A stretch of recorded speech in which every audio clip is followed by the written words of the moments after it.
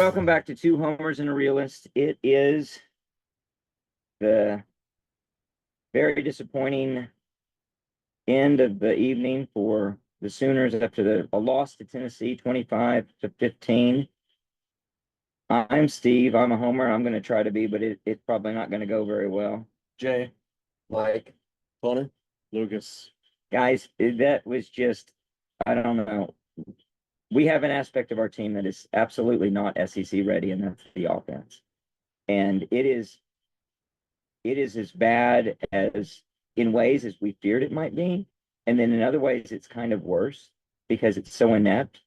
We're going to talk about injuries. We're going to talk about player and lack of execution. We're going to talk about the coaching and all of that. But we're also going to talk about defense, and defense was phenomenal. Defense was absolutely stellar.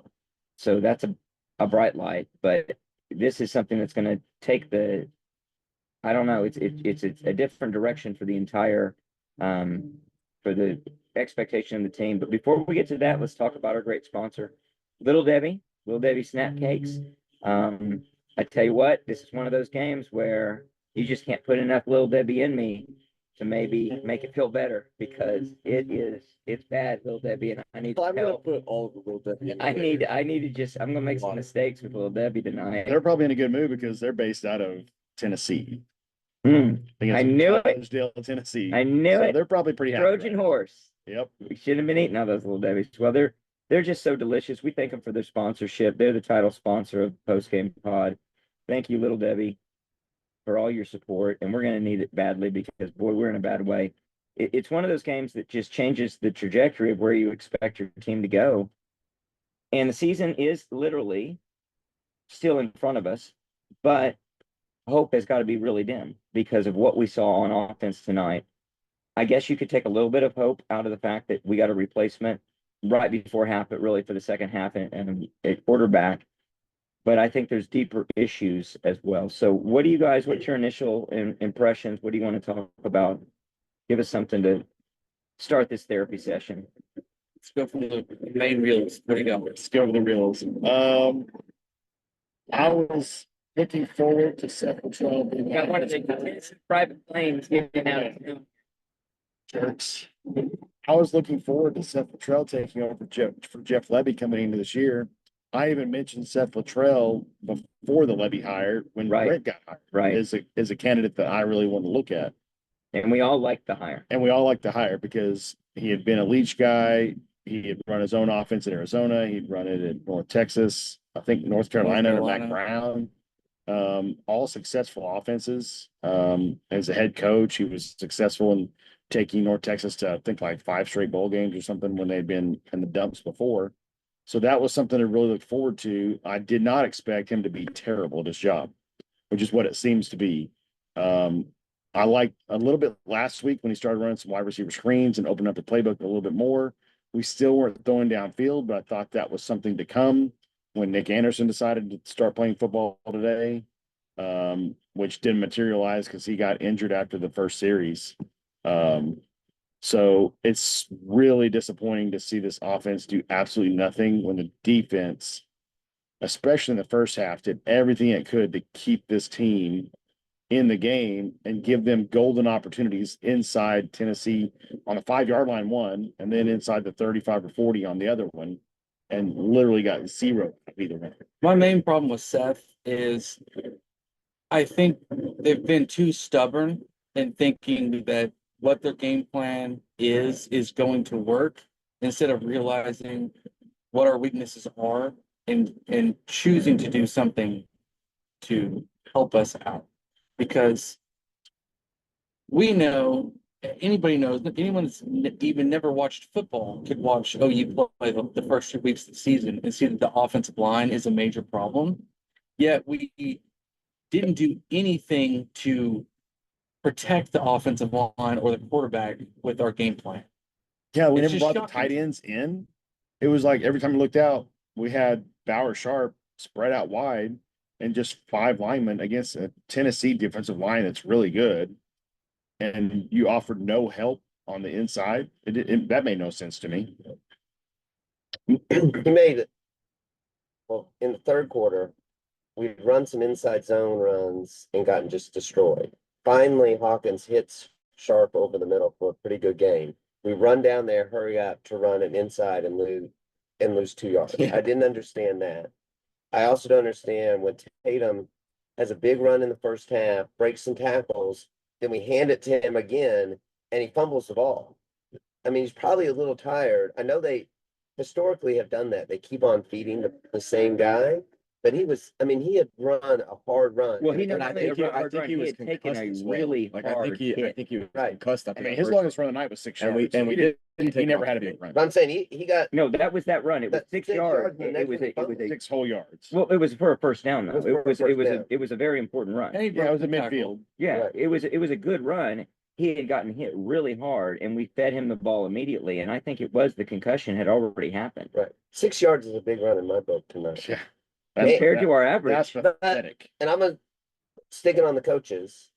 Say one thing. Venables made his comment. The ones are the ones for a reason, and the twos are twos for a reason. Talk about injuries.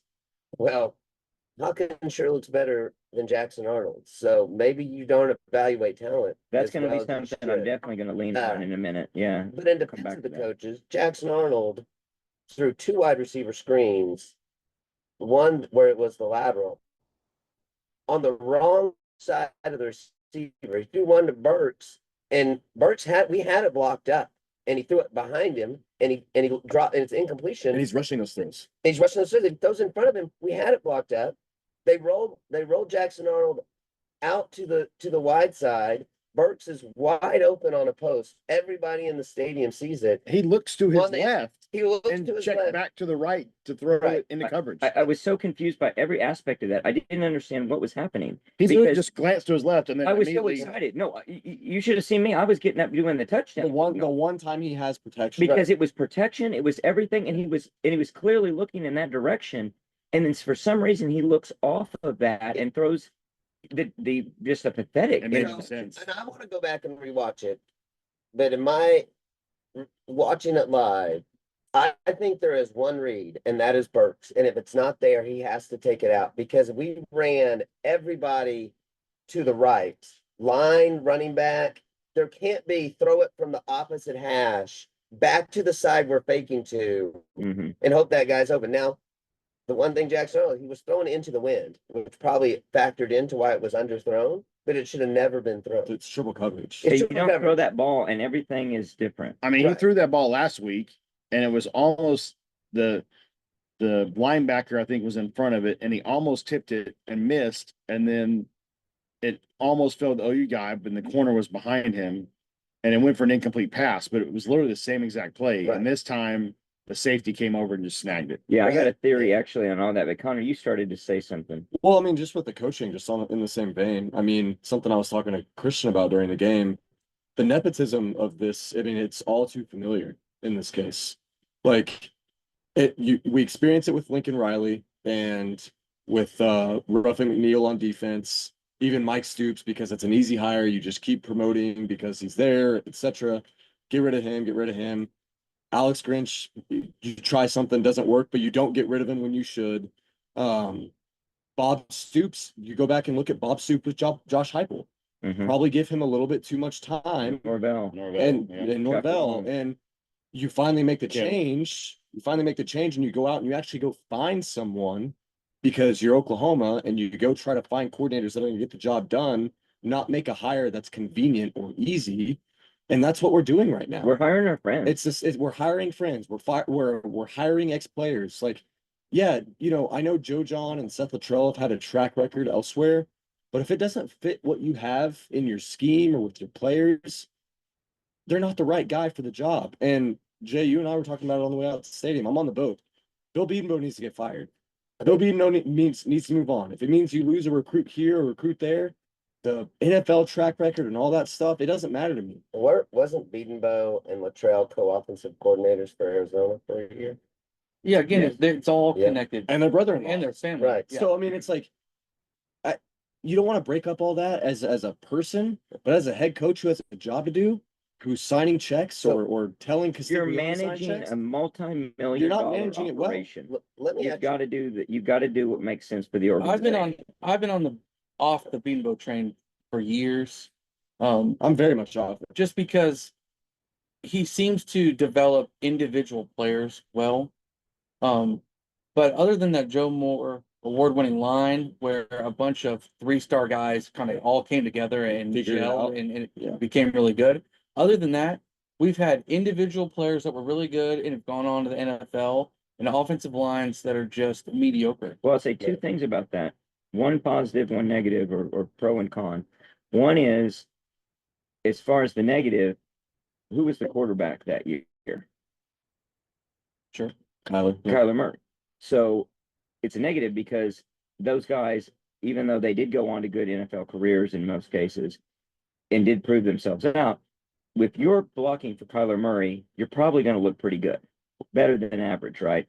The other side of it is the fact these guys did go on and have successful careers, and it could be with Seth and all of this, that's how bad the individual players that are out there on the field today are. Now, does that come back to those coaches? Absolutely, it does. So we'll circle back to all of that. So I'm not going to excuse them. I'm not ready to say they should be fired, but I'm ready to say they should all be on the absolute hot seat. So on that point, with Kyler Murray, going back to that, probably had a very advantageous point to lock in. Because teams aren't going to blitz you and get too far up the field, knowing if Kyler Murray gets through, He's gone. he's gone. So they're probably holding one linebacker back at least, if not both, to Yeah. make sure he's not scrambling. Fair. Now my mathing might not be mathing quite well, but if it's 22-9. No, we'll get to that. We're going to get to that. Okay, Don't but I jump would ahead. say, okay, so on the coaches, I just don't know if the coaches hiring the people they like or their friends, they just might be inept. I mean, there is so many things about how the game was called that didn't look like you understood the situation and how to agree. judge talent or what you're picking or what you're supposed to do. And that's what I see in the coaching. I agree. And we're going to build up to a segue to that. But first, I'm going to start with, and we can look back at recent history or longer history for OU and see many examples of this. There's a big difference between a practice and a real game. We're going to talk about practice. And some players excel in practice, others excel in a real game. I don't so much buy, although there's something to occasionally the guy who just is a gamer, but I think there's really something to the guy who looks good and is good in practice and just can't perform in a real game. And it goes back to evaluation of talent and development of talent. But it could be Jackson Arnold right now, at least, is one of those guys who's great in practice. We talked about, before we started the pod, a great point that Nolan brought up, which was on the free play that should have been a free play, the jumping off sides by Tennessee, where they throw up the deep ball. He throws up the deep ball to Thompson, and it's just on the money, and he runs into the end zone. It didn't count. That's another issue. But he's got to know there's no pressure there. Anytime there's pressure, he goes into a little bit of a silo and gets that little tunnel vision. He doesn't seem to read a defense. He doesn't seem to see the entire field. Maybe that's because he just can't do it in a real game. In a practice, Yeah. in the defense of the coaches, to a degree, maybe in a practice, he is lighting it up and everything looks great. And now in this environment, for some reason, he at least can't make the transition. Now that's a coaching issue to, one, decipher that, and two, develop through it. And they haven't done either. I mean, on one of the Bob Stoops pods just this last week, he was talking about there's a big difference between high school games and college games. People are faster. And he was more referring to Nico and how he's going to handle the environment coming in. But there could be a lot, and I think we mentioned before, a lot of Jackson Arnold, the same thing, is in high school, you were just such a superior athlete On a great team. on a great team that you didn't have to do a lot to look successful and be successful. But now when everybody is a great athlete on the field, you have to learn how to read defenses. You have to learn how to anticipate. And he never honed that skill. And maybe he will, but he's not. But right not now there he yet. doesn't look like he's he's getting better in the areas he should get better. Reading the defense pre-snap, understanding what they might be in. He doesn't seemingly do that at all. Well, if you look at one thing that was one of the most disappointing and telling plays of the game, which is our defense creates an amazing turnover on, was it 10-yard line or 5-yard line? 5-yard line. And we turn right around and To go give tie the the ball game. back. We're- It would tie Give me the ball game. We're gonna tie This the game's game a at totally 10-10. different game. You tie it up Yeah. there. And we absolutely should. At the very least, you're coming away with a disappointing field goal. You're not thinking you're going to give them the ball back. And if you'll notice what happens on that play, I believe it's Barnes. He fakes a kind of shovel pass move to the flat with him, and it was wide open. I'm almost wondering if that's a real option. I could see him having not taken the right option. I don't think pulled it Jackson under knows how and to went. actually run an RPO though. So I Like I really But if don't he has think- that I- option, he took it wrong, Yeah, right? but If he we've seen a doesn't- lot of situations this year where I don't think he understands, or if he does, he just doesn't make the correct decision. His RPOs are like, don't do RPOs with Jackson because he Right. can't do. But we've already talked about that. I know, but I mean, I will. And yet we're reiterate, back at it like, again. It's not good. But on that play, I think when you rewatch it, I disagree that it was wide open. I think he definitely can get the pitch off on the kind of the speed option I think he's pitch. got one guy to beat. Both of their end, I mean, they had two guys break through. I think Jackson thinks that Barnes isn't going to outrun him to the corner. And because those guys are going up the field, he can tuck it and go. But he doesn't secure the ball, or he just panics and thinks. Well, he didn't it's just not open. secure the ball. It wasn't open. But Like it he get hit, he got hit immediately. But that I'm could, saying he- it yeah. could also be the play design though. It Yes, could have been, yes. it could have been a quarterback power play where you're just trying to get the defensive end and linebacker to take one false step with Right. this But move. Latrell trusts that too much. Like I know that Yeah, I don't even want a quarterback dive Yeah. from the 5-yard line Yeah, when anyway. pressure is broken down, Jackson has done good at times stepping up and taking off. But in any design run where we had success last week, it was off a bootleg to the outside where it's empty and he has space in front of him. Like I feel like the play up the middle or the design draw or the Jackson making the decision to tuck the ball and run up the middle is about 33% effective at this point.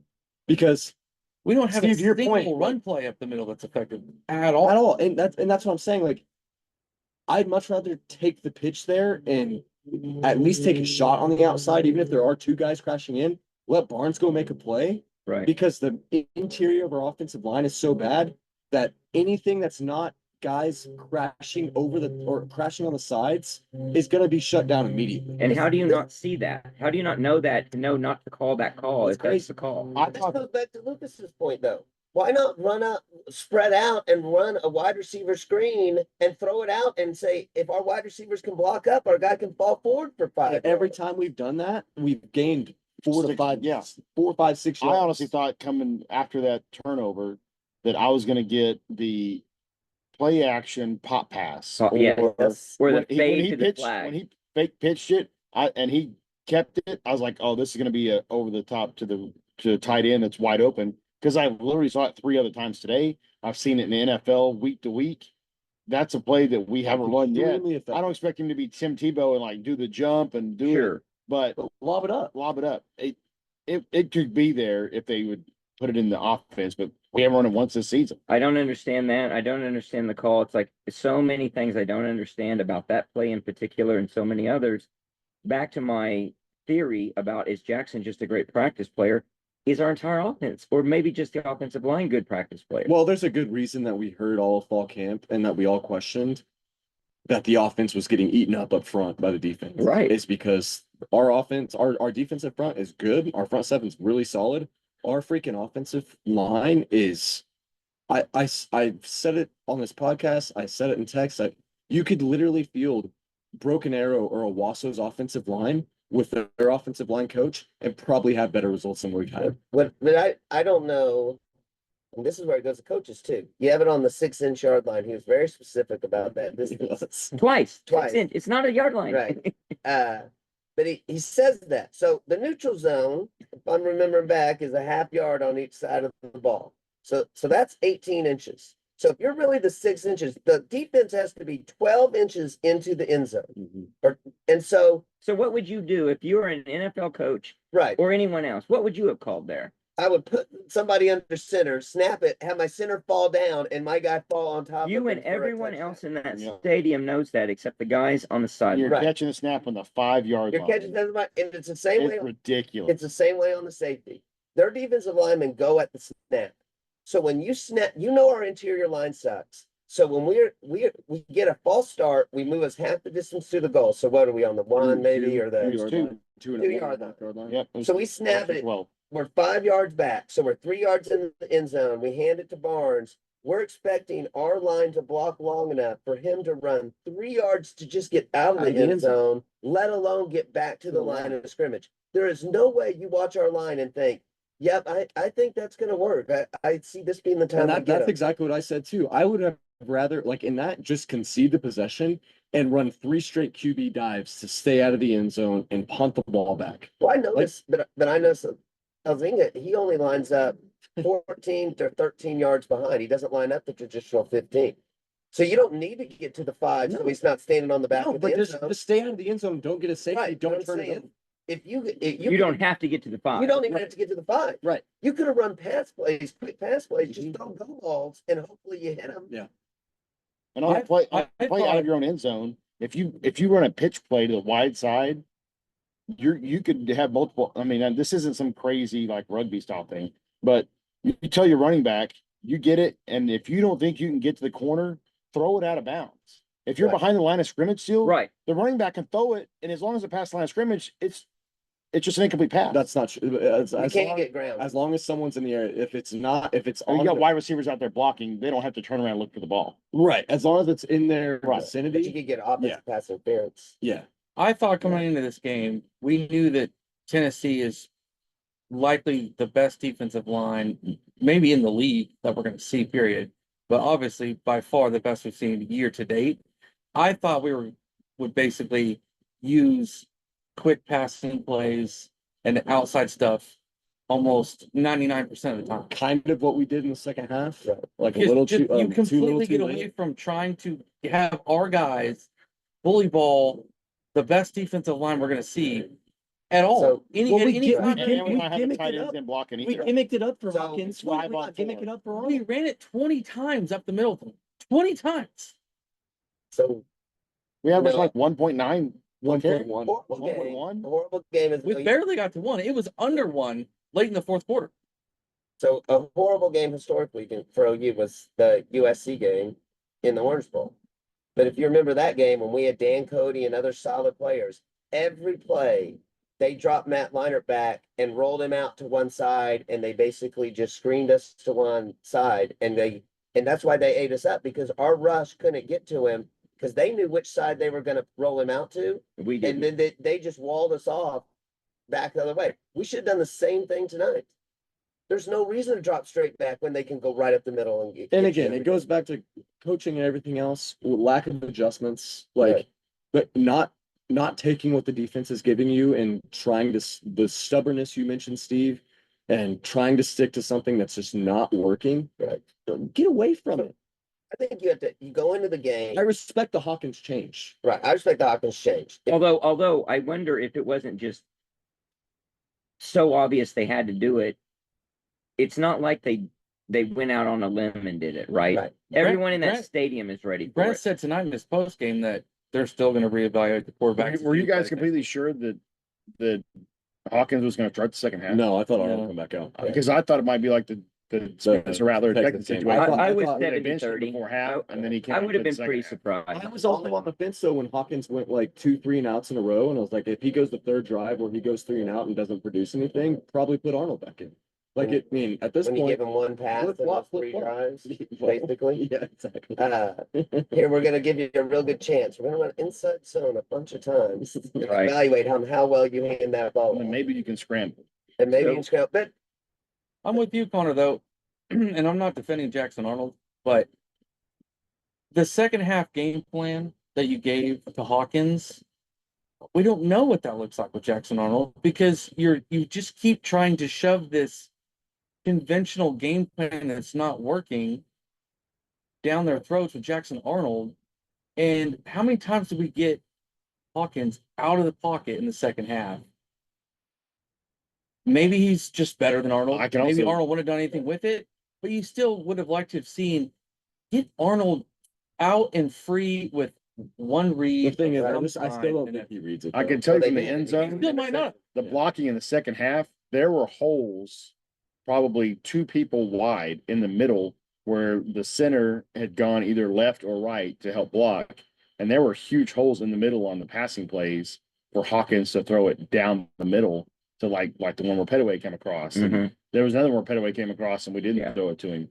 But it was wild that in the probably late third, early fourth quarter, these massive throwing lanes were opening up in the defense and they weren't there at all. They were But I there, don't- they were there, Two and a at half the- they quarters. were there at the very beginning of the game and they didn't connect. There was a drop ball. There was a Oh, if he Thom- had Thompson hit would- Thompson in stride, in it's a stride as a touchdown. touchdown, yeah. And Thompson still should have probably caught that ball, but there were moments of that.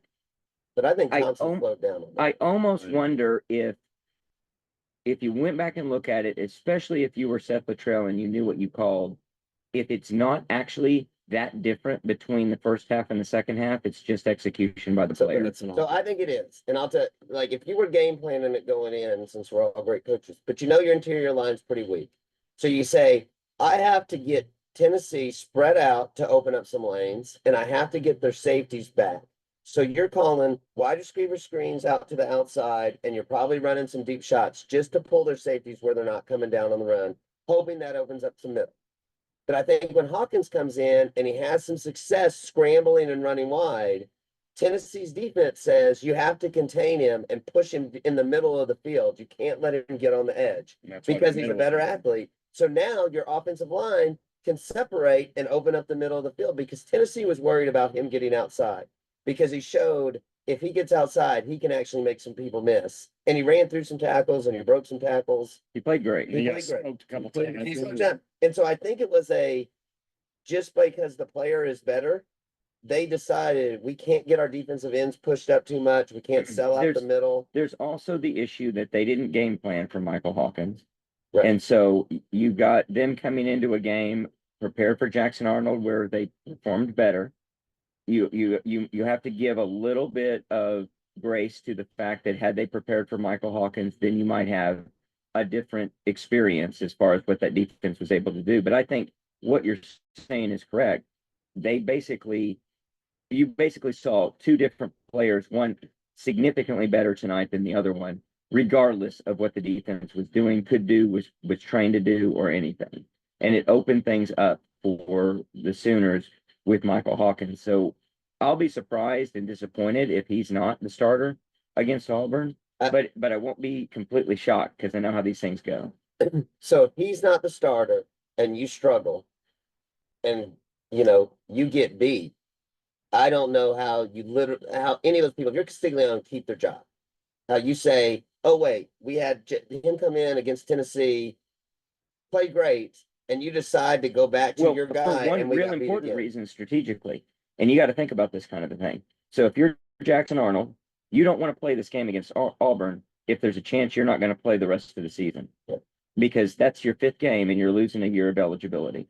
And for the same reason that you can't let a player dictate what you do, you also can't communicate to people that we're just going to use and abuse you if you come to Oklahoma and we may burn a year for you, a la John Blake burning who's Josh Norman's red shirt Right. against TCU for an onside kick. TCU. Yeah. And you can't do that to a player today. That's going to resonate down the road for other players who are going to say, no, wait a second. I'm not going to go play for you because I can't trust that you're going to look out for me. If you're Jackson Arnold and you're going to sleep tonight, I think what you're thinking is, I'm not a 3-year going to the NFL guy. You've really hurt your stock. That's changed. I'm gonna have to play as many years in college as I can to get better. Probably. So you might be going into Venables saying, hey, if I'm not the guy, I don't want you to play me so I can redshirt and keep an extra year for whatever, either here or the next school I go Like to. I'm here to play if you get injured, if Hawkins gets injured or Right. whatever, but go in this different direction and see if it works, because it doesn't look like, and who knows? He's got to keep an open mind because he might redshirt this year and come back as the Sooners No, quarterback. and it sucks. You Like, just don't I know. feel for him too. Like we talked about it endlessly on this pod. Like we did him a disservice by not getting him playing time last year. Yes, we did. I think we had a massive opportunity to get him the confidence that he doesn't have right now against teams like Kansas State. I'm sorry, not Kansas State. We didn't play them. He got a little bit against BYU, but against Oklahoma State. Or had to against BYU. Yeah. I mean, if he didn't, All of those BYU, he would teams. have that red, he would have used the red shirt last year, Right. not for the Gabriel. But I mean, I think we look a lot different right now. I think he looks Right. a lot different right now, and he looked actually has more a different confident trajectory. last year. In the And- Arizona and- game. But he didn't have anything to lose last year. That's, I think, The it. Arizona That's team, it. the Arizona game had no Same as practice. bearing. Same It's as practice. It's a glorified practice. Same thing with BYU. Right. He knows he's not starting next week. He's gonna go in, try to win the game. Gonna go stick to the game plan, but he's gonna let loose a little So, bit. And but he already had the excuses written in. BYU, hey, I prepared as a backup. I wasn't ready to go in. I tried to do my best. Arizona it's my first game. The offensive line isn't great. I'm gonna just let it loose. I'm gonna let it loose. Yeah. And now it is you're the guy. We expect you're you not to getting it done.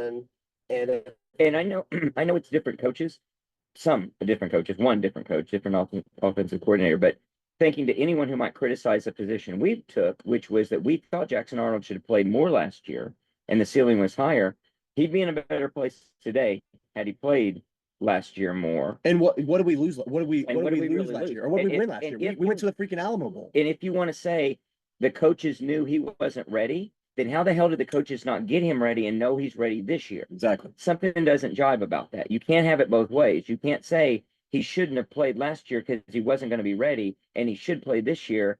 And it wouldn't have helped him had to have played more last Yeah. year, earlier, et cetera. Even if he didn't replace Dylan Gabriel, I'll even if defend- he just played I'll more. defend Arnold just a little bit.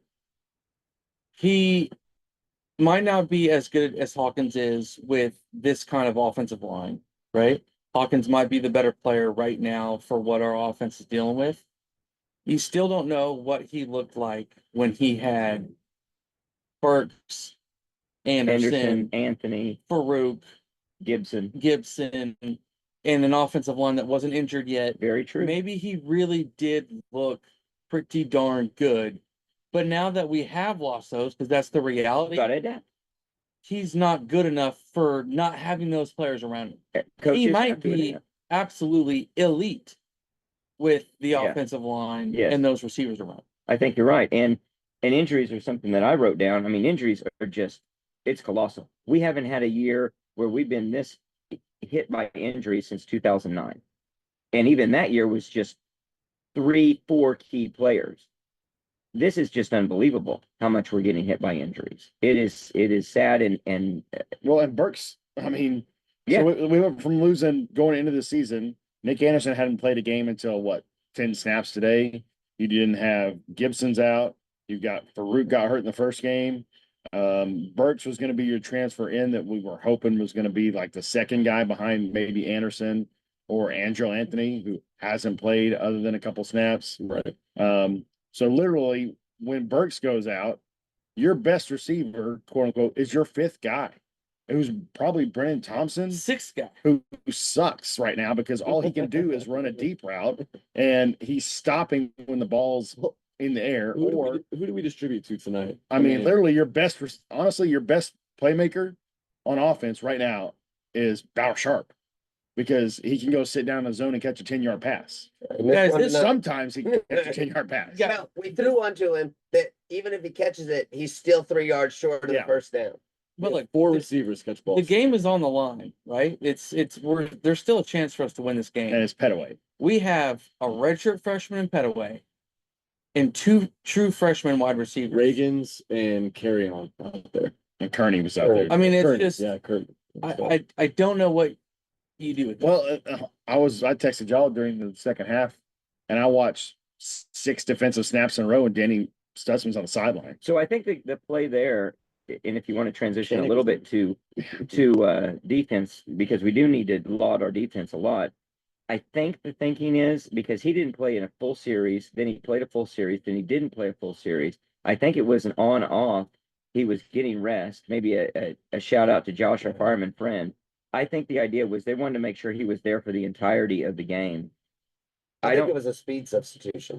Yeah. Well, yeah, I they think probably didn't could. think, I don't think he can play, In the I don't third think he quarter. can play side to side fast enough to catch the back out of the backfield, because one time he was definitely slow. When Well, they either hit the way, he pass- played, He was but he played and then Right. he didn't play, and then he But did I'm saying, I play. think they did it based on down and distance and what plays we thought they were Well, gonna I don't know. run. It was the entire series, and it was. Right, because I when mean, it was anything That was in less the than third third quarter, I and think, wasn't four, it? No, this is the He was no, this is the Yeah. first quarter.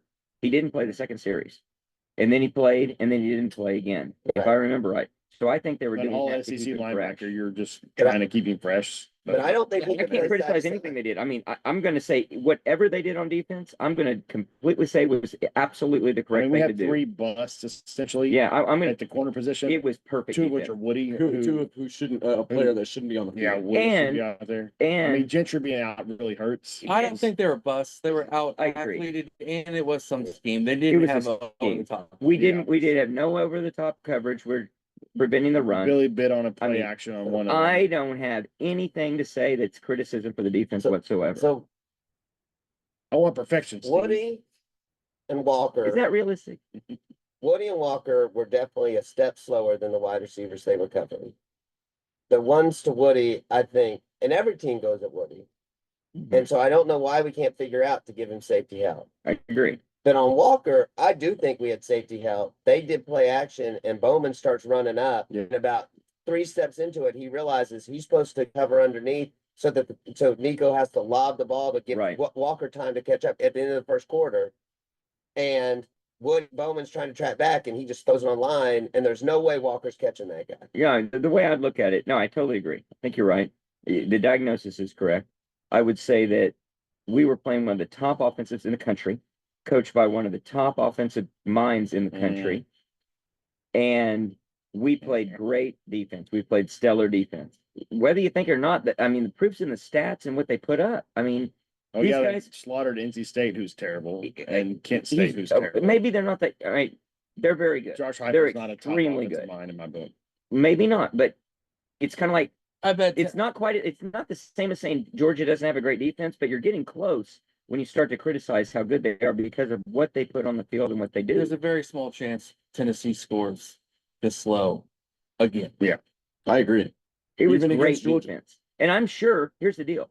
I'm sure Brent Venables will have a complete laundry list, a book he can write about mistakes that were made tonight. I saw him chewing guys out. It was amazing. The deal is, he's not just yelling at him to yell at him. He's got something very deliberate they're not doing. It doesn't seem to be the same thing on offense as it is on defense, where obviously, one, they're trying to get perfection and they're really close to it. On offense, it's just like, we're just trying to get the basics. He said something along the lines in his post game. He's tired of seeing the same mistakes being made on offense. It's just like, but it's, For whatever that's worth. yeah, and That's for worth what it's something. worth, it's like, you go and you watch a game of two, in my mind, lesser teams than OSU last night, in Illinois, Nebraska.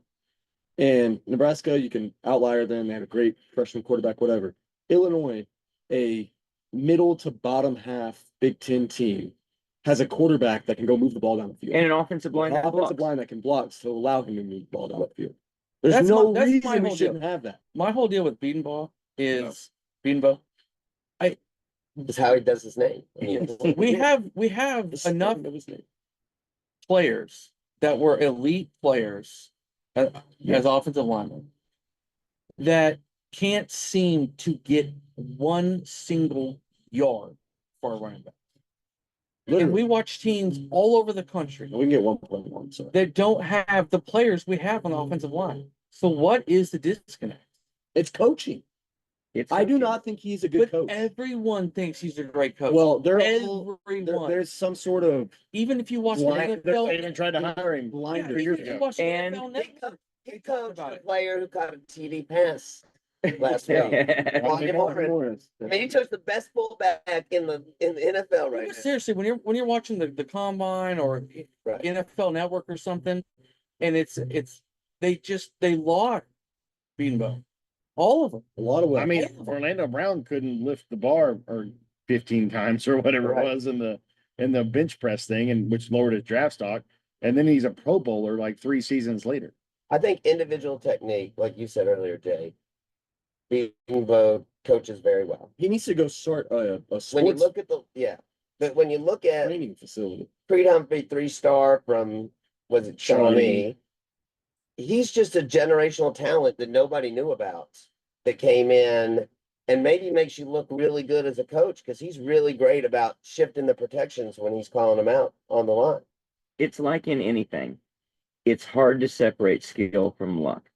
Right. And there's a chance he's just been really lucky. The thing And there's that- a chance he has skill, Yeah. but that skill does not translate into great offensive line as a unit being able to go out there and consistently do it. And now we've seen it under different multiple offensive coordinators, and we saw it It's perform been 5 poorly, years. perform poorly under Lincoln Riley in the latter years, Mhm. and obviously poorly under Jeff Lebby and Seth Luttrell. So let me sort of elaborate on that in one way. When Stoops first got here, we were at the bottom. We were definitely the underdog. People felt like we were the underdogs in a lot of things. And he was the gambler who ran fake field goals against Missouri. We ran fake punts against Fake Alabama, field goal against Texas. fake field goal against We blocked Texas, stuff against A&M. et cetera, et cetera, et cetera. But as Stoops went on, it became, well, we are this traditional power. We don't need to do gimmicky stuff. We'll just do what we do and we'll be good at it. And it always fell short. And there's a little bit of that feel that I have with this. It becomes a culture. It's a culture. And like you have the line and you think, well, I'm beating Bo. I know how to coach line. I'm gonna do what we always do. I don't need to get gimmicky with blocking And schemes. if you were doing whatever you're doing, I'm not gonna be so, this is gonna be hyperbole, but if I yelled at Ford, Cody Ford, I yelled at Creed Humphrey, I yelled at these guys. I'm yelling at these guys. Why isn't it working? Well, it's because those guys were unbelievable talents. You Right. could have done anything you wanted with them, and they were gonna be great. And I it's don't, like but I that don't shit- think we're talentless, is what I'm getting at. No, and that's, But they're no, not. I don't But he either. won't I'm not give saying anybody, we're, he no, won't no, give no. anybody a position. I'm not though. saying we're talentless. I'm saying he thinks that what he did was good. It wasn't what he did. I could have coached those lines and been pretty damn good potentially. He thinks it's a recipe where I put in my screaming, I put in this, I put in that, and I got this great line once. So if I just keep on doing that, I'm always gonna get a great Becomes a line. cult. Oh, and by the call. way, anybody in that line Right. can go play any of the And- 5 positions. Right. And I might have That's mentioned it before. BS. I might have mentioned it before. One of the times that I really questioned a lot was when we played K-State and we took the intentional safety back under Stoops. And Stoops in his postgame said they had called timeout and Ferguson, our punter, had come over to him and said, "Hey, coach, why don't I just take a safety?" And Stoops said, "I hadn't even thought about that." And I'm thinking, we're paying you millions of dollars and you didn't, everybody in the stadium knew to take a safety there. Right. And we still did it wrong. We didn't intentionally hold. We should have held everywhere. And then ran the entire clock off, but we still had to kick the kickoff to them. And they had a chance for Hail Mary. But the point is, I don't think it's coaching. Yeah, you're right. It's maybe not, it's not that they're geniuses at what they do or malice or anything. They might just be so ignorant. They don't realize that in themselves. I'm not the greatest coach there's ever been. I I might have to got do it. something different. I might need to do something different. I might need to look at who I Well- have, look at what we're doing and do Are something we to the different. point of the offensive line that we need to go to the Texas Tech split? Yeah, The maybe. Leach ran where you maybe. got like a half a yard in between each lineman. Yeah. I That's remember when Gary Gibbs did that against Colorado one year And though, that and did on the not go TV, well. they said, look how they're doing these wide splits, and it just opened up for them to sack us well, more. that's a great point because it could go either way. It could Right. be again that ingredients, put it in, and it's going to make the recipe work, Try it. or it But- could be try the it, thing that right. works. So here's the difference. I mean, it though. doesn't work against maybe No, no, this no. defensive line and it doesn't work against Georgia's defensive line, right. but it can work against. No, no, no, I'm Auburn, not can saying it won't work. Against the Missouri. I'm saying that's the difference between a great coach and somebody who's sort of imitating. If you're back in the Gary Gibbs year, that was imitation. And it didn't matter what they did, they were never going to get it there. If you look at Mike Leach, he was an innovator. And one thing that's interesting, a point I'd like to make about this is he did not come from traditional coaching. Yeah. He was a different He was a mind lawyer. that came from something Right. different. And he thought outside the There's a box. 0% chance that Mike Leach tonight with our offensive line Would have done would have that. ran up the middle 20 times. No. He would And have said, he would our have seen the difference. our run plays are Wide now receiver screens. wide receiver screens. And to or circle flat back out of the flat to the running back. to both of your points. So you look at traditional coaching, it is, I remember Bobby Bowden talking about this once, about how you just naturally get conservative in really big games. And he was defending it, and I think it actually is something that probably is a criticism of traditional It's coaching. Mike Gundy. It very much so. And it is what a lot of coaching is about. I mean, not to pick on an entire, as we got Carl, the possum walking behind me, not to pick on an entire group of people, in a profession, but there are some blinders that they have, some blind spots. And they all come from one very insular type of thinking, and it's very, it doesn't come and think outside of the box. Right. And so what they do is they do what everybody else does, and they do what everybody who taught them to do. But you got a Mike Leach who thinks differently and says, "The hell with that. We're going to do it different." So And I got think- an idea. I think this goes full circle back to what Connor said, and it sort of goes to these coaching trees about Hayden Fry, or we're hiring our buddies. Very incestuous. I think they're hiring people that won't, question what they're doing and challenge the ideas. And of we how know it's that's gonna the be. case. It's the they won't go for it on fourth down. It's the entire issue of all of what we see in coaching. And you know, Nick Saban's in his locker room when he's coaching. If his offensive coordinator's not getting it done, he's sitting him down and chewing Oh, his he's ass ripping his out. ass. And not just And chewing saying, to chew. You're too. not, yeah, you're not doing your job to make the whole team better at what they're trying to do. Exactly. So you need to figure it the F out, or I'm gonna go find someone else. And Nick Saban found multiple people in multiple And he different was not seasons. afraid to make a And change. was never unsuccessful with it, He was always never afraid to except make for a Miami. change. except for Miami. So Talking about Alabama. I want to talk more about coaching, but before we do that, I want to thank one of our sponsors, Tobacco Exchange.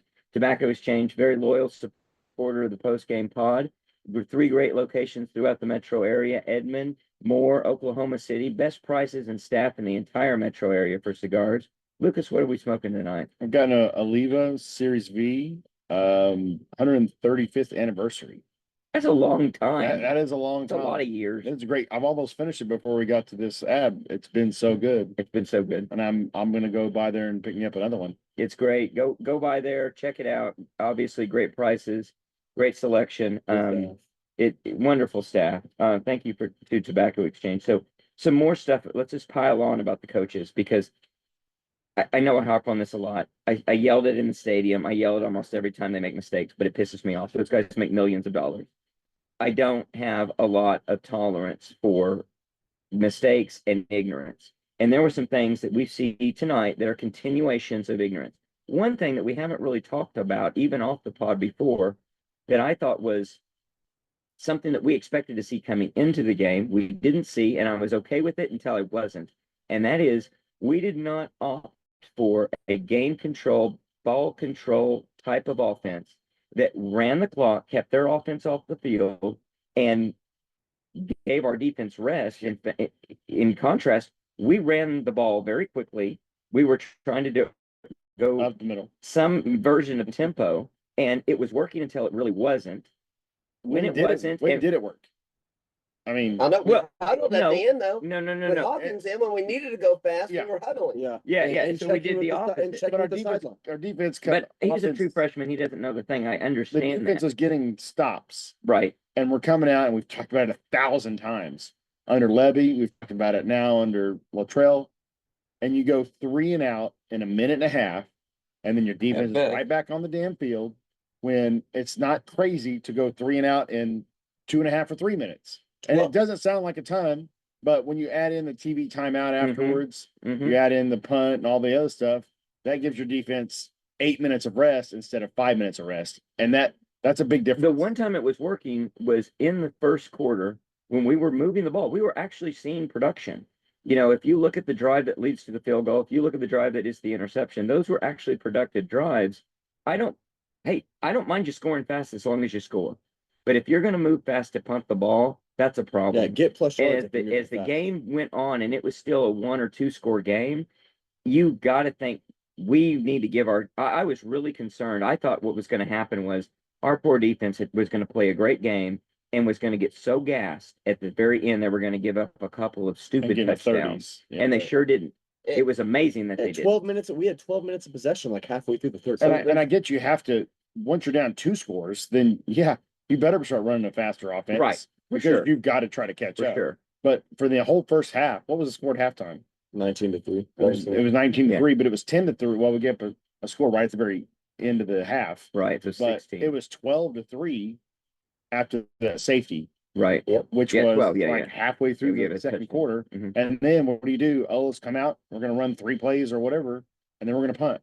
And you're giving the ball back, and then they go get the touchdown. It was like no What? coherence about what the clock was, what the number of expected possessions were. There was no game plan. We There need was, some math weirdo like you guys. well, let's talk about do math, that. because it's But not that hold on, hard. before we get about that, and I'll jump in front of Jay Okay. now, but I want to say one thing about that too. It's not just resting your defense, it's getting their offense out of rhythm. Because if Yes, their offense has to set for 5 minutes, it's why they ride the little bikes on the sideline. They want to stay fresh. They want to keep their legs loose. If you're letting them just get some water and then come back out, they're more in rhythm than they should be too. Sorry. Oh, no, you're good.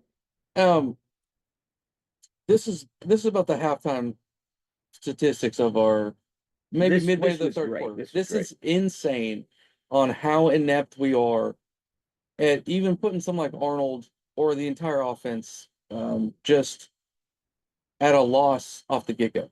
So we had 7 yards, 3 turnovers, and a safety just on first downs. Like midway through the third quarter. Barnes for a 5-yard loss. Arnold incomplete pass. Arnold run for -2 yards. A pass to Burks for 3. An Arnold interception. An incomplete pass. Burks ran for 7. Arnold incomplete pass. A catch for 12 yards. Sawchuk for 0. Arnold for a fumble. Barnes for -2 on a safety. Pass to Barnes for -2. Arnold backwards pass fumble. And a fumble recovered by Hawkins for -4 yards. are you telling me we weren't Just on winning? first down. Hawkins was in on that. Hawkins was the guy he was thrown to. No, Hawkins was the one when the first play gets in. Oh, the And they fumble. snap Yeah, it way the off fumble. to the Yeah, side, Yeah, yeah. and he has to dive and Jump get on it, and they. Right. Okay, I got you. I mean, yeah, so 15 times on first down up to these statistics. You had 7 yards, Right. 3 turnovers and a safety. You cannot win a game starting second down like No that. matter how good your defense is. Yeah, you're it not gonna doesn't get matter. It's so What's sad. sad is we were in a game with those horrible stats. Yes. Yeah, If absolutely. you just have a somewhat A confident offense. a 2nd and 7 And that's what boils down to this whole loss being makes so it look frustrating. incredible. If we could just have a 2nd and 7. But no, the very first play of the game looked like we didn't know what we were doing. Who messed that up? Was it the Barnes. running back? Barnes. No, it was a bad snap. Bad snap. But It we was a didn't bad even snap. know Bad snap to, payment. and then we took Yeah, it. and it was in addition to 5-yard that, loss. he was going the wrong No, so direction. this is what I think happened. I think it was a bad snap. Arnold fields it. Barnes is already through the mesh point. Yep. So then Arnold tries to hand it off, but he's handed it to Barnes's back because Barnes has run through. And now Arnold doesn't know what to do, so he just pulls it and gets hit in the backfield. So I think that snap timing threw that, which Barnes isn't paying attention because he should have been watching, but I think Waiting for Barnes is the- just watching the ball waiting for go. He's not watching where Where it it's was in going. relation to. Well, in Arnold. his defense, you shouldn't have to look for that, right? Yeah. The Right. offensive line should. Arnold scored a touchdown last week on what looked like a quarterback draw, but it was Busted really play. a bad snap that was high that he missed the handoff and just had to take off running with it. And he Right. scored a touchdown. on and it. you can do that Same play against last week. Tulane, not against Exactly. Tennessee. So But the math thing you were gonna get to. yeah, So, talk about math. so it's No, please don't. it's 22-9. So if we get the extra point, it's 22-10, which still means we have to score 2 touchdowns, right? Right. Because we're still giving 6 points for those, unless we think we're gonna miss some extra points, but or they give 7 if we get those. So if we go for 2, even as far back as we were After the Because we got a penalty. penalty. after the That was penalty, the hands to the face. But- Hands to the face. I think Hands we to the face. scored on that That we're play. on the 2-point conversion. Yep. But if we go for the 2-point conversion to get it, it's 22-11. So now we're only down by 11. So touchdown, 2-point conversion, and a field goal. 2 possessions. We only need 2, and one of One them of is them a a field touchdown, goal. yeah. One's a field goal, one's a touchdown. But we line up to kick an extra point. Even if we hit it, you're still down 22-10. Now you still need 2 touchdowns. So you're basically conceding you have to score 2 touchdowns in a game where you have only scored 1. And only in the weirdest of circumstances is that 1 point even valuable. you might as well say, well, here, we'll just not even bother kicking it. Well, we may as It well doesn't not have. matter, and we may as well Yeah, not have because you because we missed didn't hit it. Yeah. And that's something that also just bugs me. I don't Right. understand how There's, their kicker comes out and hits it like it's going over the stadium through the middle, and we can't get it there. I don't It understand. goes no, out of the stadium when the fans throw it. as your Yeah, coach, don't even get me started on the fans. even, I hate the sheet, I hate everything, you know, you have to be a thinker. If you're getting paid the money to think But the this. sheet has a lot of thinking on it. But what you have to do is you have to say, look at the clock, we're in the fourth quarter. The odds you're gonna drive on them and get 2 touchdowns is pretty low. The chances though, you could get the ball back with a minute 50 and just have to get in field goal range is gonna be pretty high. Right. So going for 2 there, if you get it, is astronomically beneficial to your chances of winning. Because now on your last possession, you don't have to, assuming you make the field goal, you just have to get to the 30-yard line. There's a little bot that you can use. You just download it and it says what go for it, or Right. extra point, or go for And it. if you miss a You'll know 2-point it's go for it. conversion, who cares? You still gonna have the 2 You still have touchdowns. to have the 2 touchdowns Right. anyway. Because there's no difference between 13 and 12 None. points, There's guys. no difference. None. There's no difference. And we There's a saw huge it difference immediately. We between saw it 13 or immediately. between My friend 12 saw it. 11. My 11. friend in the stadium, he saw it immediately. That's too many people who aren't paid. I'm not paid anything to coach football here. You're not paid We're anything. paying football. We're We're paying paying to talk for about this. coaching So- football. You've got to have somebody on staff who says, guys, no, there's no reason to kick this. So I call this a little bit. And- Hell, even the kicker should be like, What am I? No, what am I? no, he kept on warming up for the whole game. He I did. don't know why. When we were down by 16, he's out there every time out swinging his leg. Like, buddy, we're The not only thing kicking I can think is anything. if some weird thing happens and we're kicking a field goal to win the game or something after 2 Right. touchdowns. But here's the deal. All of us realize it. There's absolutely no reason to do it. It isn't as even you could give a little bit of an excuse to say, hey, we don't want to show one of our 2-point conversions. Your 2-point conversion isn't from the 20-yard line. That's just an offensive play. And also our offense sucks. You're not showing anything. You're not showing anything. Not So doing that excuse is gone. There's a little bit of like the Jeopardy paradox where when people watch Jeopardy on TV, they always know the answers. But when the people who are really smart get on there, they get nervous. They don't know when to buzz in. They don't say, I think there's a little bit that goes on with the coaches like that. Like as the fan, Sure. we're a little bit more We're like Jackson relaxed. Arnold in practice. We're Jackson Arnold practice. We can see it, but when you're But in you the need heat of the somebody who moment as does the that. coach, Somebody on the sideline who's but you should paid. pay somebody who is an actual paid coach who sits there and knows nothing about football, but knows everything about math and strategy and gamesmanship and can figure out, okay, here's the right play here. He could be the same guy who's looking up at the clock saying, wait a second, you need to think about this. Right. We need to run clock. Don't run clock. Go fast. Don't go fast. You got 2 possessions and you've only got 3 minutes. It's little. Steve, here's a stuff. free ticket to the press box. Do it. Right. I would love it. I mean, the best place with Put me on the sideline because I'll be the get back guy. I'll get his ass back all the way to the sideline, So- to the wall. So Latrell called the great plays where you get the roughing the passer and the face mask. We should call more of those. Yeah, yeah, right, yeah. Those are 15-yarders. But no, there was a point in the fourth quarter when we had the lights out, so you can barely see it. But it's Venables and Schmidt are talking outside the huddle. And I don't know what they're talking. Like, why are you talking to your strength and conditioning coach? Like, what is that conversation that he's giving you in strategy and you're not making That the scares play? me if he's the strategy guy because I just don't think he's competent to be that guy Right. and have that skill set. I don't know. Maybe I'm wrong. But another thing, so we talked about that. Something else that we parked on, Jay has in particular noticed it and noticed it tonight. So we again were lining up to receive punts, and we had a coach telling our guy to move forward.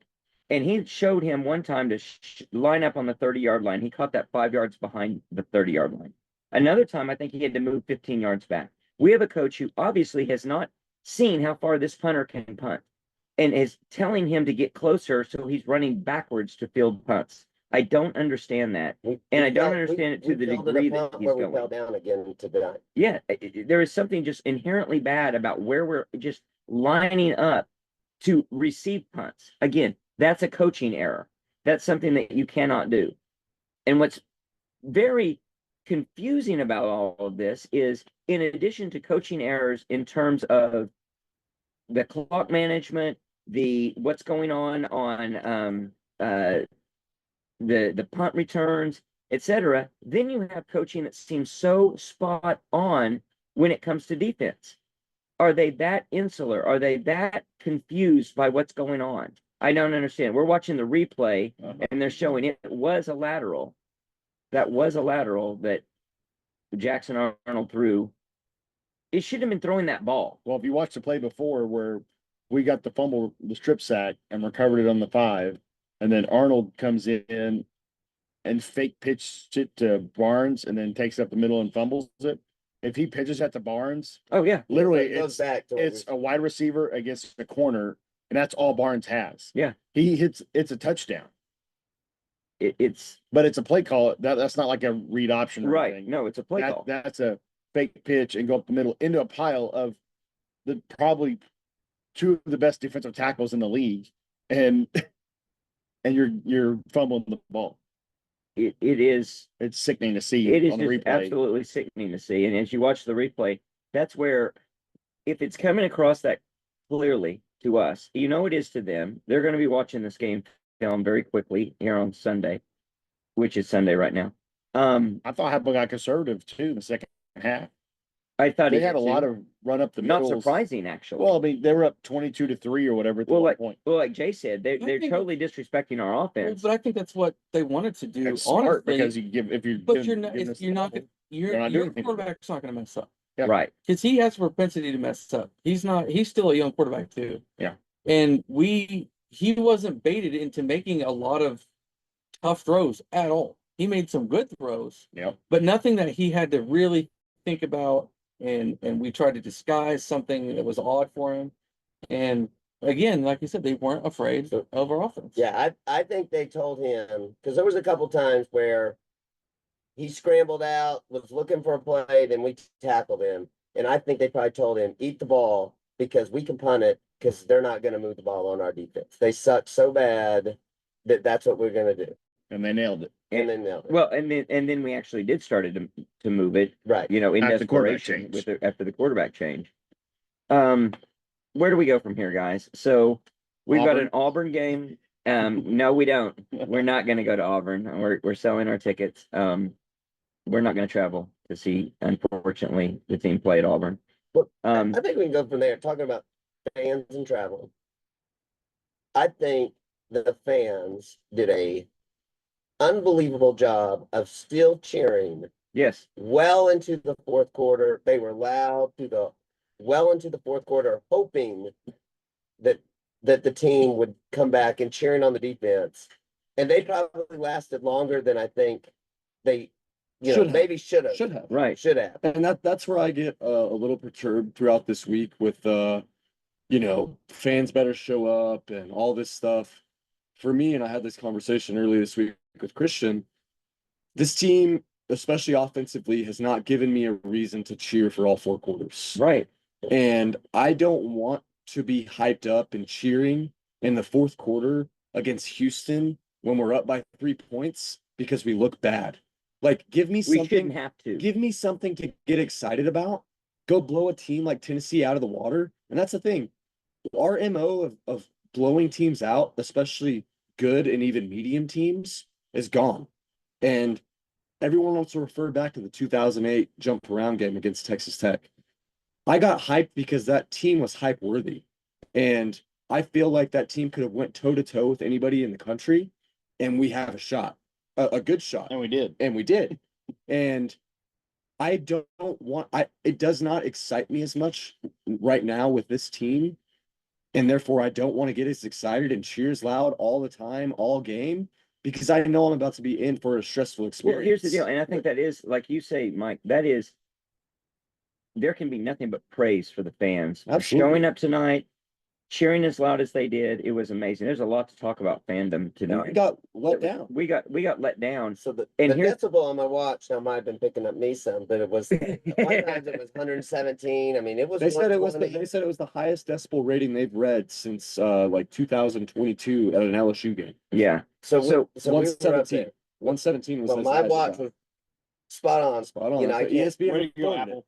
Right. Holly Red. So But that's the that- deal. the- So the fans were great. The fans cheered. Here's the deal about Oklahoma, and it goes back to everything we've been criticizing about this stuff. I do not need to be told when to cheer. No, And by God, you got to earn it. I don't care if you're at Kent State or you're at Oklahoma or Alabama or wherever. Hey, you don't deserve shit. You deserve what you earn. And you need to earn it if you want fans to cheer for you.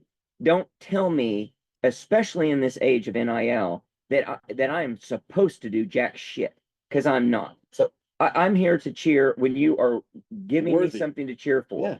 And when it's something that is, I feel like I can make a difference. and that's why it's I- easy to cheer for the defense. So, but see, I even go a little bit further. Don't gripe at me that I'm critical of your decisions, that I'm, in the stands questioning you, or you're on message boards questioning the coaches, and then demand that I just show up and be happy and cheer. Right. Like, if you're gonna want me there and you're gonna want me invested to cheer, you better take it when you really fail, and I'm gonna hold you accountable for those failures. Right. It can't, And the you coaches can't have it both ways. as much as you want to say Jackson Arnold didn't put out, he didn't show out tonight. He threw behind some guys, maybe made some mistakes. He's still a kid learning how to play at a collegiate level. You guys are the Professionals. grown men professionals who are, no matter what NIL they're getting, you're getting more than that. You're very, very well compensated. You're well compensated, and you're the ones who's supposed to shepherd him into being the quarterback you think he can be, and develop him the way it should be. So we can be critical of you. We're not all full Mike Gundy, I'm a man, but it is sort of true. Yeah. You are the men in that room. These are kids, and you have to be there helping them out, putting them in places to be successful. And the coaches aren't putting people in places to be successful. It's the thing that we criticized 2 years ago when we played Texas, and we were so frustrated about that situation, and we were saying and yelling, screaming in the stands, we're mad at those coaches for putting these players in a position to be embarrassed. And whether they're just losing a game, which was a relatively tight game tonight against a really good opponent, or you're not performing against a Houston that you should be performing better against, we want you to do well. We're here to support you, but we're also here to see that you're making good decisions, and we're going to hold you accountable to those. And if anything, we're defending those players to say you need to put those players in a position to win, just like you say, Mike. Right. It's all of it comes as a package, and the entitlement really bothers me with that. And the other thing that bothers me is the tone deafness of our entire surrounding program of the lights and the flash and the camera. You've got to have some understanding of what we're doing when we're doing it. One of the things that really bothered me tonight, and I understand you got a script, and I understand you're trying to keep it hyped up, but you've got to have a little bit of what is the right moment for this moment? What is the right atmosphere I want to build right now? There's enough 3.5-minute TV timeouts to do that crap Yeah. where you should not be doing it between So plays. I'm And gonna here's the say- deal. So you got a true freshman quarterback, and you're trying to talk to him, and you're turning the lights out, and you're flashing strobe lights at us. They may want to just talk to him and have a conversation. Right. It's one thing that I can't converse with the person next to me. It's a whole other thing that they may not be able to talk on the field because you're doing lights, camera, action like it's a show. So there's This ain't Vegas, baby. There's three things that as a football fan, that I am extremely sort of livid about. One is after we get a first down and we're trying to call the next play, our band does not need to be playing as we're trying to get the play. They're in a in. band off. Again, they're Right. trying to do a We band don't off. care what you're doing. Stop playing bands. You're just adding noise to get the play in. So that's one that I think was just totally ridiculous. It's all the time. Two, when we score and we know we have to go for two, we kill the lights. And we're down there talking as the coach is trying to call the play. It's not like we're just running the extra point team on. We're gonna call a play, leave the lights on, Yeah. like understand the situation. But then to top it off, after we get the first two before they, end the flags on the field, one of the roughneck coordinators, a woman, is out there yelling at the Tennessee players to get off the fields because they're gonna run the Yeah, wagon that was out. insane. And she is not paying attention that there's two flags on the play that Right. gets going on. She was in the middle of the field. She's in And a the Tennessee field, which player should be laying a on the fif- field with his helmet off. Yeah. right, which should be a 15-yard penalty. Mhm. She is on the field during play.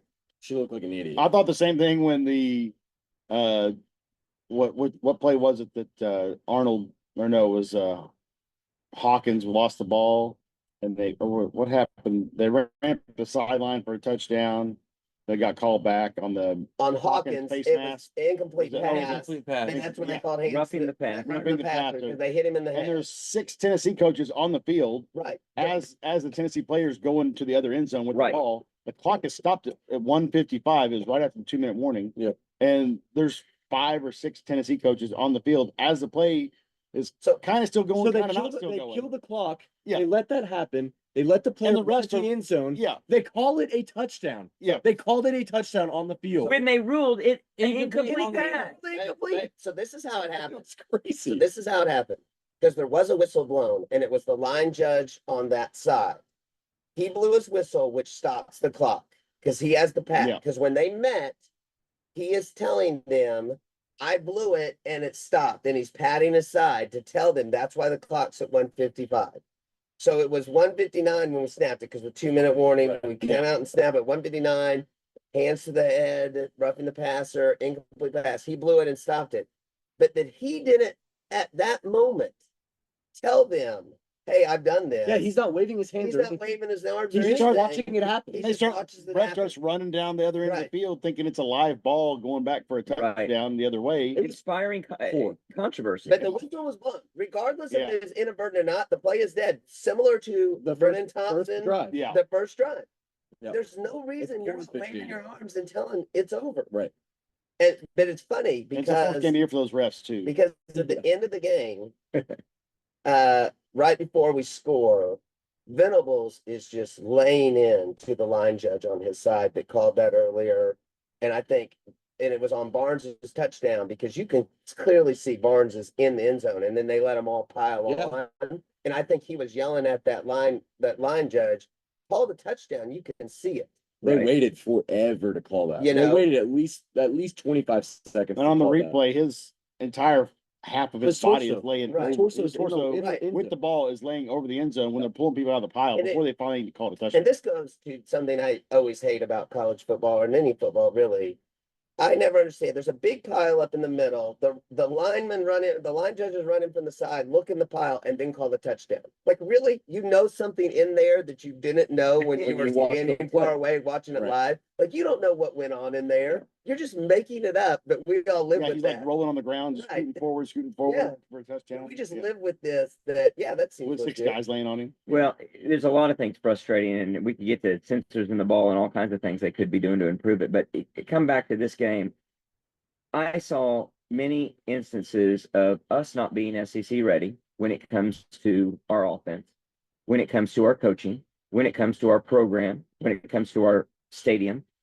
The ridiculous getting into the stadium, the water went out in the entire upper deck. We had no bathrooms and no concessions in the upper deck because the water went out.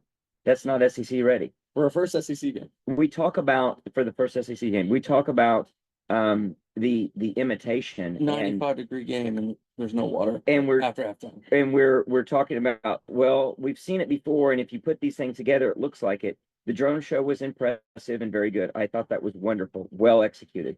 Most of the light show well executed, but you need to be at a higher level. Everything needs to be better, guys, and it's just not there. It's frustrating. It's frustrating as a fan to put up with all of that. And it goes from everything we're seeing on the field to everything we're experiencing in the stands. It needs to be better. It needs to be a lot better to be SEC ready or whatever you want to call it. It needs to be better. And we got a long way to go. We look at these Tennessee fans who traveled very well, very impressive. If we're going to get to that point, we're going to have to up our game in a lot of different ways. And it's not by imitation. It's not by looking at what we've seen before and saying, oh, we can do something like that. Some cargo cult kind of let's imitate and therefore it must be correct. That's not what it takes. You got to figure out what it really is and go and actually do it. And that's a problem. And it worries me that we can't get to that point, or we're not willing to put the resources in to get to that So, point. but you're telling me giving it people pom-poms, so when they shake them in front of me, I can't see the field's a bad idea? But not only that, you give them red pom-poms to blend in with all the shirts and you can't even see them on TV. Yeah, a Right. white pom-pom would Give make them white, sense. maybe. It would make a lot more sense. That was bad. There was a lot of things that are bad. I talk about SEC ready though. When I was walking out or walking back with some Tennessee fans, and they were really nice, and we were talking, I was jokingly saying, You know, it's like we said, we need to be SC ready, and we only thought that meant the defense. And we made our defense really good, but we forgot, hey, wait, we have to focus in on the offense. But I feel like that's a little bit of the game day experience too. It's, we'll get a drone show, we'll get these lights that can flash on and off, but not realizing like that you actually, people are setting the stands. They want drinks, they want access to restrooms. I mean, they run out of water, they're locking bathroom doors. And then they're just telling you, these are closed. It's like, really? You say the north end zone, you don't have those problems. You have a piss trough downstairs, yeah. Right. Well, I just don't go downstairs once the game starts because I'm a Well, fan. you just go in your seat or something, I don't know. He wears it depends. I don't know. It's frustrating and it worries me actually, because we have to get ready to a point where we're actually at a level of excellence across the board. And we're not there, guys. We're not there when we look at this team. So But this is what I would say. This is where you're fumbling the ball and you don't realize you're fumbling it. There are a lot of Tennessee fans who came, one, because they thought they were going to win big and it's an exciting time for them. But there's fans who are going to come to your stadium because it's, oh, we're going to play Oklahoma. I want to go to Norman one time. They're going to come. They're going to say, I checked that off the box. It was a horrible experience. I'm never going back, kind of deal, which is then you going to talked hurt to you. some, Jay. Did they have anything to share? Yeah, basically just what we're saying. They said it was a little ridiculous to get in. A little bit too much like cattle and with only 2 open gates. And How does that happen still? and again, Staffing. what is there to say about the bathrooms?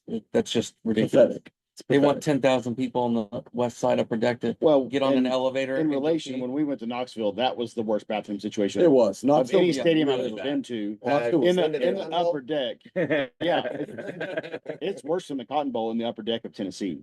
Because the upper when deck I of went Tennessee in is halftime to insane. use the restroom, It me is and Were there crazy. crickets and everywhere? Josh- Crazy experience. and it took us, it There was no literally, cricket in we went this. down when halftime started. And down from the upper level seats just to the bathrooms in the upper level. And it took us the entire time. We almost missed kickoff of the second half, which is what, 20 minutes in between? Yeah. Just to walk, I don't know, 500 feet to go to the restroom because there was like 4 troughs in this one bathroom and there were 7,000 men trying to go into these four troughs in 20 minutes. It was way worse than an OU game. I wore a catheter for that game, actually. I don't Thank know you. if, so, honestly, they've got 20,000 more fans, and I don't want to use that as an excuse.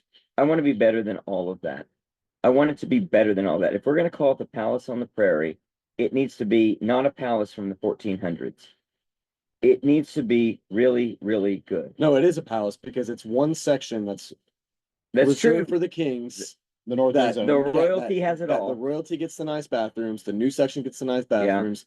They're gonna make everything bad until they get that new. And it's freaking not just press that, box. it's the team itself, it's everything. Yeah. We have got to get out of the imitation game and into the actual excellence game. This goes back You've got to to- get better. This goes back to years and years ago, which predates some of the people on the pod, that when we built the East Upper Deck, there was the thinking of, this is gonna be great, we're gonna have new restrooms, that's the trough side, there's all gonna be these updates. And no, they didn't do any of that, they just built this upper deck with some supports, and they didn't do anything on the bottom level, On the concourse. on the concourse level.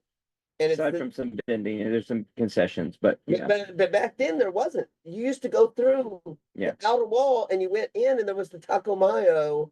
By the student section, there was the Taco Mayo and the pizza. Hut. And the point is, they've never had this forward thought that this is a old stadium.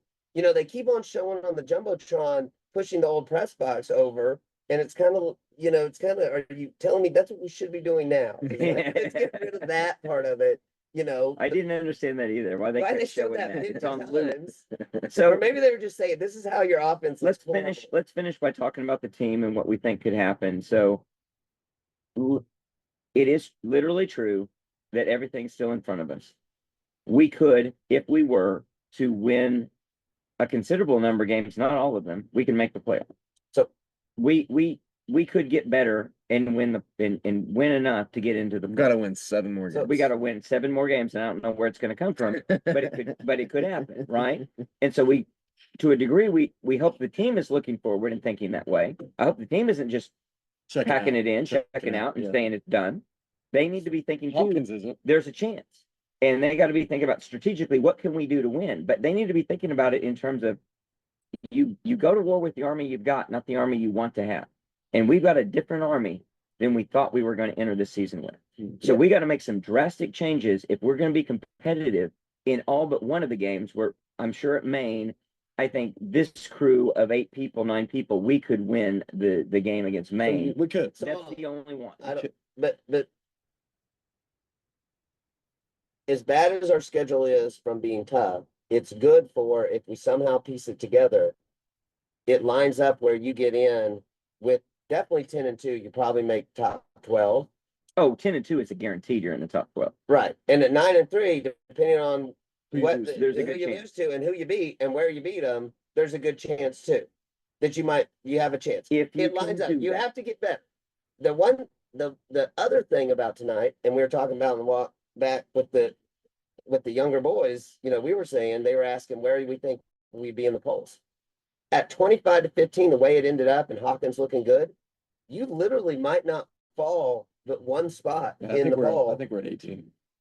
I mean, 18. but I'm saying it's better that we lost 25-15. It's Right, sad as for than, sure. than to lose 45-6 and Hawkins comes in. And this goes back to something we talked about before the pod. And it's the same thing that happened as OU fans in the 90s and probably Nebraska fans at some point, is you wanted your team to win back then, but you didn't want your coach to win some big game that might save his job. Right. And it's good that Jackson Arnold struggled mightily, that we don't score from the 5 and make a close game. Because then there would be, even no matter what Venable said, then there might be a thinking, we'll stick with Jackson Arnold. I think it's clear you don't stick with Jackson Arnold. And I think it's clear from the people who matter in the voting who are watching it will say, well, they didn't know Michael Hawkins was their quarterback at that time. They were still playing that Jackson Arnold guy, and he's so bad that now they're good. So you might not be hurt as bad losing 25-15 in a close game where your backup came in and looked good. Right, Well, that's Kirk, it. Kirk Herbstreit gave Michael Hawkins his full endorsement on the cast tonight. So that's telling, and that was a great point that Max made about Jackson Arnold in particular, about the fact that it was so bad that it should be clear that you're making a change. And maybe it's bad enough that Brent Venables knows he needs to make his coaches make changes or be prepared to make Make it for 'em. changes. Right. So one way or the other, there's hope. They There's a just homer's have to hope that it accept could get there. that the offense isn't gonna be this 40-point scoring machine that they all think it was gonna be or hope it to be. And just build the rest of this offense around the defense that we have. With this defense, if you can figure out how to get 30 a game, you're gonna win. You're gonna win a lot of games. It again is I the don't know that exact you need opposite. 30. That's probably true. It's exact 25 to opposite of what 30 we've again. always said. We always said if we could hold them to X number of points, we'll win the game. If we can score X number of points, we're gonna win the game. And that's every game going forward. Every game. Every game. We just showed against Tennessee what we can do. If we can just score when we should score, we can win any game on our schedule. We absolutely could lose almost any game on our schedule with If we can't figure if out we how to can't score. figure it out. If we Right. can't, so that's the key. But We part- got to figure it But out. part of it offensively is just scrap for the most part the hurry up offense Yes. We won't. and just roll with We it. won't. Unless it's clicking and you really have a mismatch that you're just going to continually exploit down the field. Just prepare yourself to win this game 24-7. And So- possess the ball and control the game. The defense is going to give you field position. So The to end defense it- is going to give you the ball 2 or 3 extra possessions. So to end it, what do we think in terms of the probability of them actually doing what they need to do, what we're talking about, and salvaging this season in a fashion that gets us competitive to be in the playoff, not necessarily in the playoff, but actually competing for it. I think we competed for a playoff spot tonight, as bad as it was with a 25-15 loss. Do we think that we're there? Do we think there's a chance? So I'll say the most promising thing that happened was in crunch time, we were playing what, 2 freshman quarterbacks? Eli Bowen and Jacoby Johnson Jacoby was out Johnson. there. I mean, Redshirt, yeah. I think the coaches realized in the third quarter, we need to play the young guys. The same way with the receivers at the end, the guys you saw. Now, granted, I think there's a little bit of the catcher for the relief pitcher comes in because he knows what that pitcher throws. I think there's some with the wide receivers is they think Hawkins has better chemistry with the guys they're playing. But I do think they were playing guys who were hungry and looked like they wanted to play. And on the defense side, I mean, the game was still, we had a chance, and we're putting Eli Bowen in there to play one-on-one against the guy running go routes every time. So do you have hope? Do you have more than hope? Do you have an expectation, some optimism that they will get there? Yes. Jay, No. Connor, Yes. Lucas? Nope. I'll say Yes, but I'm not confident in my yes. I like that. I like yes, but I'm not confident. in my I think yes. we took a step in the right direction tonight by making the change at quarterback. So- Okay, Yeah. but my no though is still what comes down to what your offense has to have. It has to have a functioning offensive line. Yeah. So let me ask, That's why it's a no for me. okay, so for the 2 no's primarily, who do you think made the call to put Hawkins in? Do you think it's Venables or you think it's Latrell? It's Venables. I think it's Venables 100%. That's what I think it's Venables as well. That's why I have more confidence. Because the Possums are really disagreeing with me. They're mad. They're They're mad. angry. Everybody's angry here in They're Norman. looking for some little Debbie's, I think. Right. They want, but my point is, I do think Venables got on the radio and said, hey, my defense is pissed because they're getting you the ball and you have a quarterback out there where the play that was the lateral pass, when he throws it, That was his last play. but I think Venables gets on the radio and says, wait, did he just throw that from the opposite hash across the field and skip it to the guy that we were running the screen to? Like, what are you doing? And that's when Venables, I think, went after Latrell, like, we got to put in Hawkins. Well, So that gives me confidence. that would be my confidence. If it's Venables making that call, I guess I should be confident if it's Latrell, but if it's Latrell, I feel like he's like, well, I've got to do this to save my job. Whereas Venables is, we've got to do this to save the season. So my confidence would be if it's Venables because he's trying to save the season and get us in the right direction. I don't know. All I do know is the thing that never lets me down is Little Debbie's. I'm going to have a Star Crunch tonight. I hope everybody else has a Star Crunch tonight. And I hope it you order Star Crunch. I tell you what, and what are those little Nutter Butter things, baby? Those just hit the spot. Thank you to Little Debbie. And guys, I don't know. We're gonna be back with the midweek pod, and it's gonna be a lot more of this fire and brimstone. Hopefully, we're back with a post game pod after the Auburn game that's saying, "Wow, they're turning it around, and this is really good. We're in good shape." I don't know. If there's a team to do it against, it's Auburn. Absolutely so. Absolutely, that's a get right game for sure. So until next time, Boomer. See you.